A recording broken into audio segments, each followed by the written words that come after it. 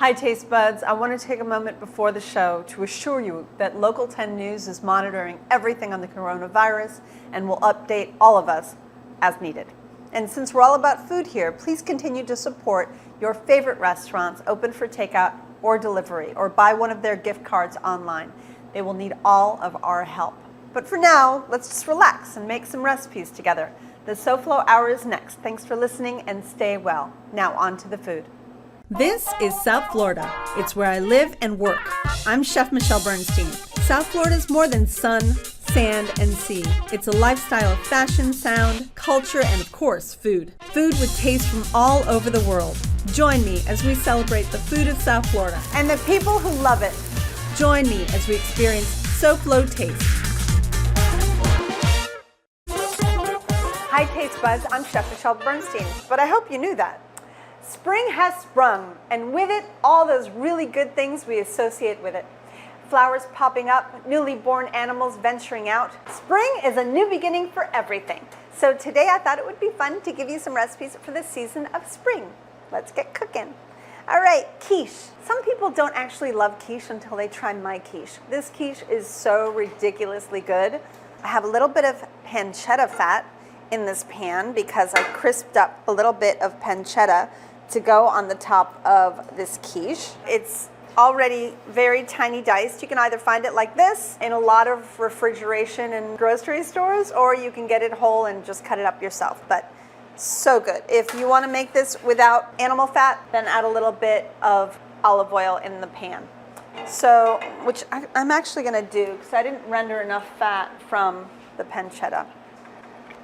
A little bit of very thinly sliced leeks start out my mixture. Very tiny diced zucchini. Doesn't have to be as small as I cut it, but I love things that are nice and small, especially in a quiche, because every bite you take, you'll get a little piece of it.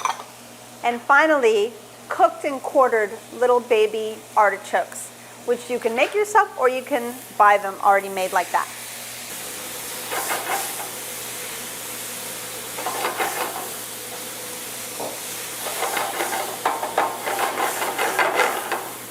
I started out kind of high. I'm going to go down just a little bit. So I have here half and half. Now, I make quiche two ways. One is either all cream or half and half. I gave you the lighter version of half and half. This is about 450, almost 500 grams of half and half. And then these are 5 eggs that are already whisked up. Just combine the two together. And this is probably one of the creamier quiches you'll ever try. Try not to create too many bubbles, because when it bakes, we want it to be nice and flat. I'm going to throw a little bit of rosemary and thyme into the vegetable mix, and a little bit of tiny minced shallot now goes into my mix. I didn't want it to over caramelize. Shallot has a lot of sugar naturally in it, so it tends to caramelize. I do start a lot of things with it, but in this mixture, I want to finish with it. I'm adding a little bit of nutmeg into my egg half and half mixture. I don't normally do it, but I love the smell of nutmeg when it's cooking, and just a little bit is lovely. I'm going to season heavily my vegetables, but not my egg mixture. I want everything to have, you know, the flavor and the seasoning. A little more salt. And then we've already made a savory dough ourselves, and you can find that recipe on SoFloTaste.com. Just look up quiche recipe and you'll find it. Now you can always buy the dough. You can find it in most freezer sections of the grocery store. Okay, vegetables are nice and soft. I'm going to go ahead and chop my herbs. Nice and fine.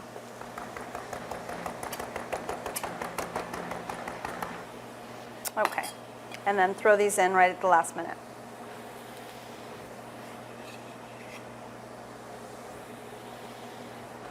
Okay, I love a little bit of cheese in my quiche, but rather than mixing it in here where it's just kind of basically sink to the bottom, we're actually going to put the grated cheese on the bottom of the quiche dough. Always blind bake your dough when making a quiche. The bottom has to be cooked before you add in your custard mix. All right, so pour in your mixture. Then I'm going to spoon in my vegetables. So you can make any kind of a variance of this quiche. You can, depending on the season, you can add different ingredients in here. We make a beautiful tomato mozzarella quiche that is just lovely in the winter when our tomatoes come out. You can make quiche Lorraine. You can kind of go a little bit crazy. This is my variation on quiche Lorraine, which always has bacon and cheese. But I thought I'd go a step further by adding all these beautiful vegetables. And make sure you scatter them about somewhat evenly. And as you can see, our custard is now to about the level you want it to be. You want there to be just a tiny bit of crust left up there, about a half an inch around of crust. There we go. And I'm going to top it with the pancetta. I'll place it in a 325-degree oven. Come right back. We've got beautiful springtime dishes for you. After all, it is my birthday. SoFlo Taste will return right after this.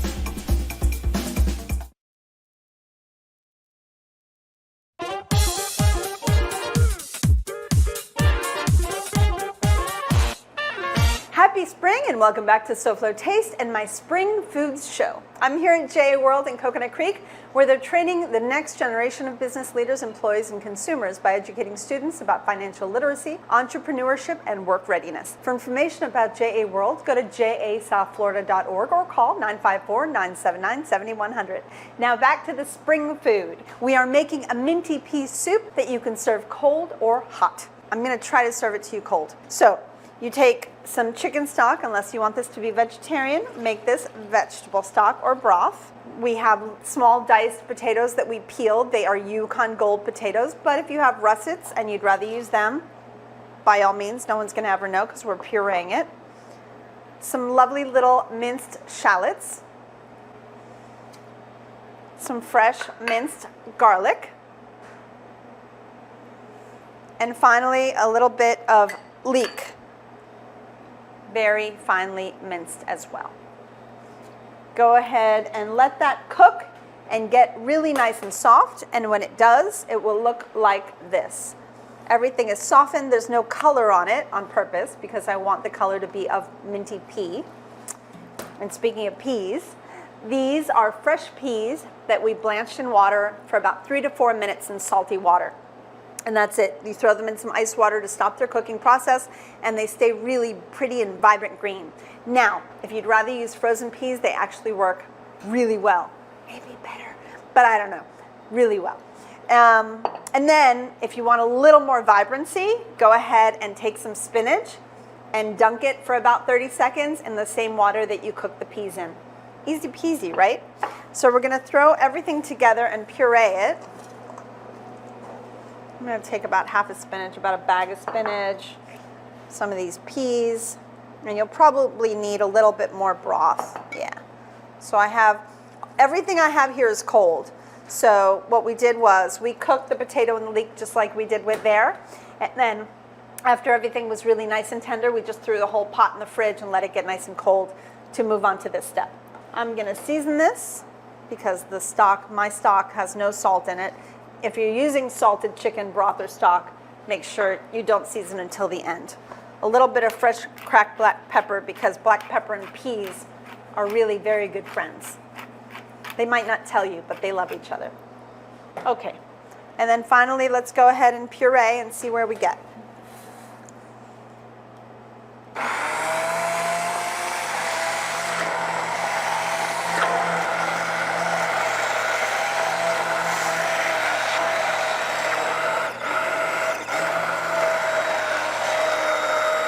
Just so you know, this is not like your grandpa's favorite navy pea soup, okay? This is not your bacon-filled, dried pea soup. This is fresh and very bright and delicious for spring. Not that there's anything wrong with navy pea soup, because that's delicious too.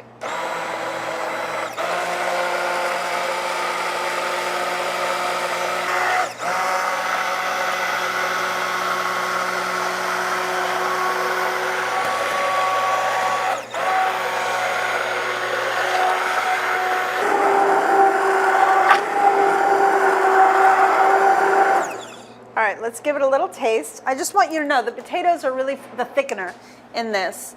That's the only reason why we're using them, to make this creamier and thicker. It's actually quite delicious. It's even better than I thought. Okay, it needs a little more salt. Needs a little pepper. I'm going to blend in a little bit of olive oil. To me, it just needs a little bit of fat.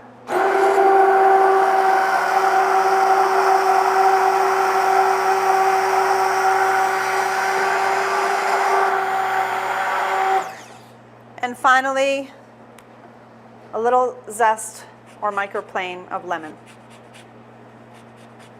to bring out its brightness. Okay.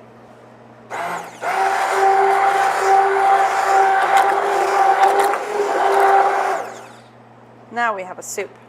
So, if you're going to serve this immediately, I would have a metal bowl sitting in a bowl of ice water like I do here, and pour your soup right into it just to get it even more chilled. Now, I hate to be a little sexist, but this is really a ladies who lunch kind of thing. I mean, it's fabulous to serve to a group of women because they just love it. Now, men, I feel like this soup hotter. I know that that's a weird thing to say. Of course, men, my husband loves cold soup too. This is really just very delicate. So I love to top, when it's cold or hot, the soup with a little touch of creme fraiche. It just gives that bit of fat that I kind of feel like I need. I didn't add any cream to the soup on purpose. I wanted it to be lighter. However, just a little dollop of creme fraiche in the center, and that is where our mint is going to come in as well. So look how beautiful this is.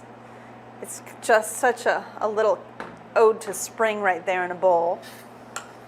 And then, if you're going to use the creme fraiche, which I highly recommend, just put a little bit right there in the center. And then start ripping some fresh mint leaves right over the top.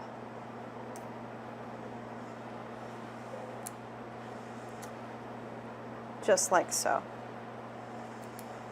And this is just so pretty, so fresh. Let's give it just a little topping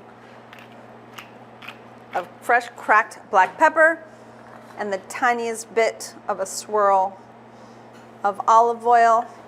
Ah, so pretty, right? Gorgeous dish for spring. I can't wait to dig into that. Come right back. We have a luscious dish next, and it's a little heartier.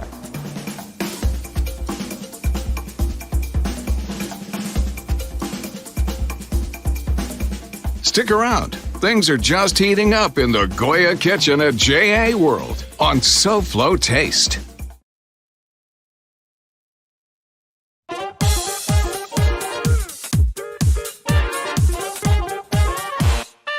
Welcome back to SoFlo Taste. Do you know why spring gets sprung on different days of the year? Now, stay with me. Spring occurs on the day when the sun's rays strike the equator from directly overhead.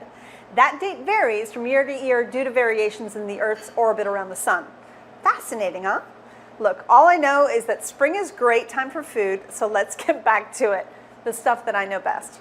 Lamb burgers. Lamb burgers are delicious. They're totally different than a regular burger. You can play with the toppings. You can have a little fun with it. And it's a very springtime type of a dish. So I'm going to put a little grill pan on the heat. Here I have some ground lamb that I got at Delaware Chicken Farm and Seafood Market. Visit them at delawarechicken.com. They are, hi boys, they're my favorite. You guys are the best. And if they don't have the lamb ready, they will grind it for you. They'll pretty much do anything you want. So ask. I'm going to season up my lamb with a little bit of salt and pepper while I still have clean gloves. All right, to this I'm going to add some very finely minced garlic,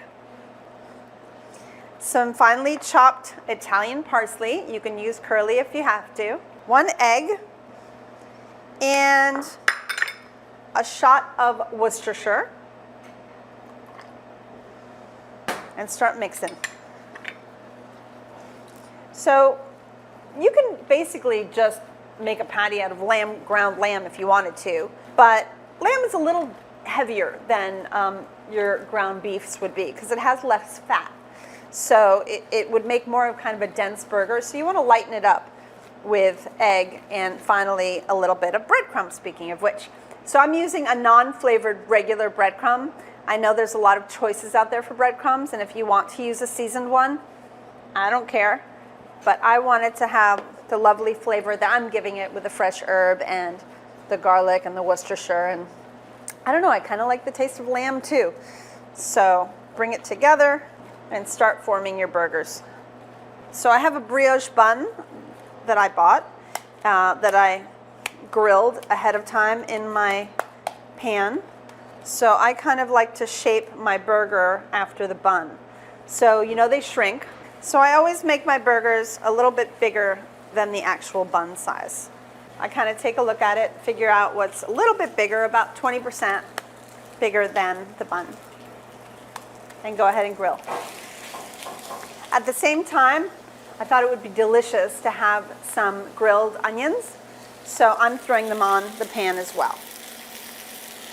Just so you know, I sprayed this pan with a little bit of cooking oil because I tried drizzling oil into it, but obviously it goes into the grooves of the grill, so it doesn't work very well.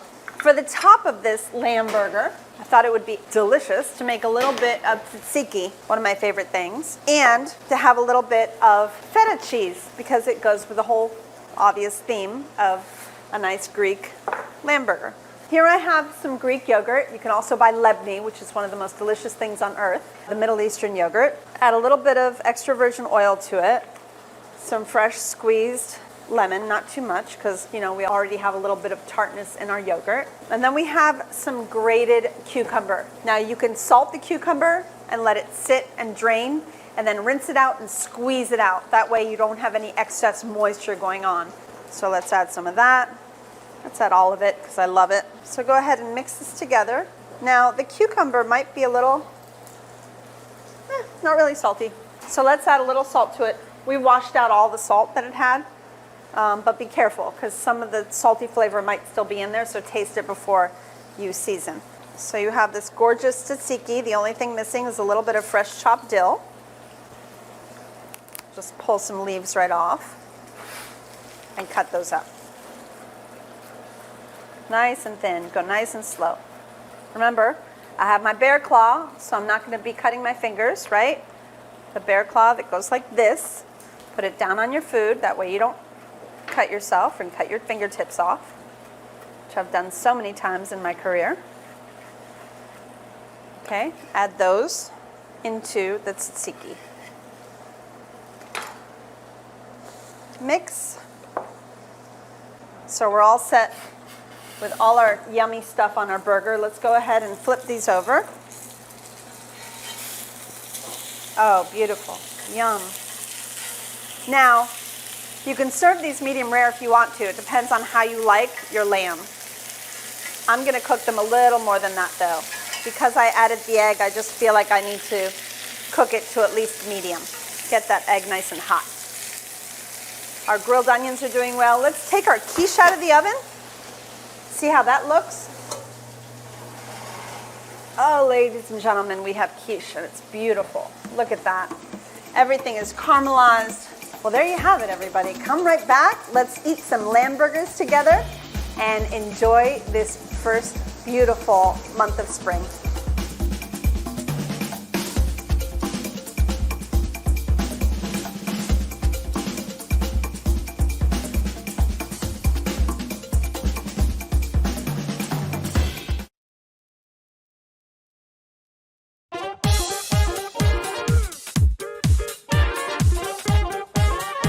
I'm design expert ALENA CAPRA. Join me next for a great designer home tour on SoFlo Home Project. Now, back to Chef Michelle.